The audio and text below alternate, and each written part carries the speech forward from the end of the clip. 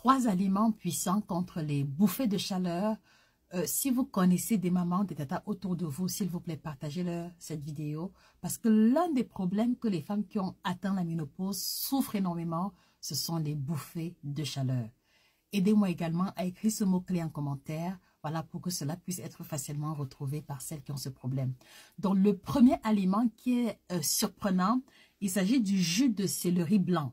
Donc, mes tatas, mes mamans, si vous êtes dans un endroit où il y a le jus de céleri blanc, essayez d'en faire un demi-verre et buvez-le tous les jours parce qu'il a des propriétés extraordinaires de diminuer au moins de 60% l'intensité et la fréquence des bouffées de chaleur. Et quand je parle de céleri blanc, c'est un légume et voilà, vous le pressez juste ou alors à défaut, vous le découpez en morceaux et vous le rajoutez dans votre salade de fruits ou de crudités. Ça également, c'est valable. Jus de céleri blanc contre les bouffées de chaleur. Alors, le deuxième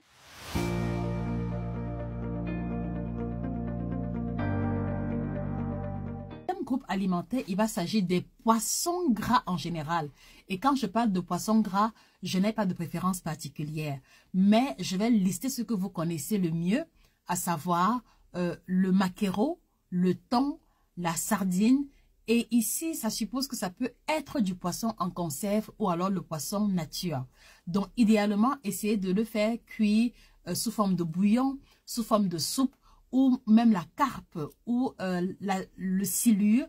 Ça fait également partie des poissons gras.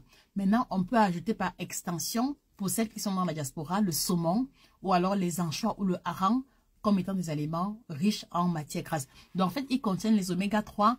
Et c'est l'un des groupes alimentaires qui aide à baisser ou alors à diminuer l'intensité des bouffées de chaleur. Alors, s'il vous plaît, est-ce que vous voulez bien partager cette vidéo? Taguez en commentaire une collègue, une amie, une connaissance qui est toujours en train de se ventiler, qui est toujours en train de transpirer, même lorsque la température ambiante est froide. Je vous assure qu'elle n'en parle pas souvent, mais c'est vraiment un problème que beaucoup de femmes de 40 ans et plus traversent. Donc, vous leur rendrez un énorme service en leur partageant cette vidéo. Et le troisième aliment, ce sera ici de privilégier les légumineuses, mais je vais insister sur le soja. Parce que le soja va contenir ce qu'on va appeler les phytoœstrogènes qui se comportent exactement dans l'organisme comme les hormones féminines que vous sécrétiez avant d'atteindre la ménopause. Et il y a le soja, mais par extension, on va rajouter à cela le lait de soja en poudre, le lait de soja liquide, tout produit dérivé du soja tel que le tofu, tel que le tempeh. Si vous êtes dans un endroit où il y a le soja, maximisez sa consommation. Et ça suppose également que si vous voulez faire par exemple des légumes sautés avec les arachides, vous pouvez remplacer les arachides par le soja. Vous pouvez faire sauter le soja comme on le fait avec le haricot et en faire un élément clé de votre alimentation au moins 2 à 3 fois par semaine et vous verrez une énorme différence. Mais attention, parce qu'il y a un mais, si vous êtes une femme et que vous avez subi la chimiothérapie, vous avez été victime de cancer ou vous avez un membre de votre lignée, votre maman ou votre grand-mère qui a souffert du cancer, ça suppose que de façon héréditaire, vos chances de développer le cancer sont élevées. Donc, le soja est interdit ou proscrit aux femmes qui ont le cancer, que ce soit le cancer du sang, de l'utérus ou de n'importe quelle partie du corps, parce que le soja, malheureusement, peut accélérer le développement des cellules cancéreuses. Donc, voilà la seule contre-indication. Donc, si vous n'avez pas de cancer, maximisez la consommation du soja et observez vous-même comment est-ce que vous allez moins transpirer, vous allez dormir plus paisiblement et vous aurez également une humeur stable parce que les aliments listés jouent également un rôle au niveau de l'humeur.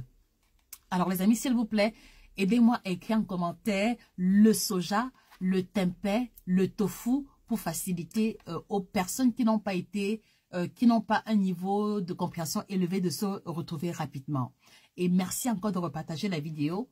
Les informations sont tirées de cet ouvrage formidable, le guide complet de la femme ménopausée. N'hésitez pas à l'offrir autour de vous, à votre maman, à votre tantine, à une collègue comme cadeau. Je vous assure qu'il y a toutes les informations à l'intérieur pour bien gérer sa ménopause, pour savoir quoi manger, quoi éviter dans le contexte africain.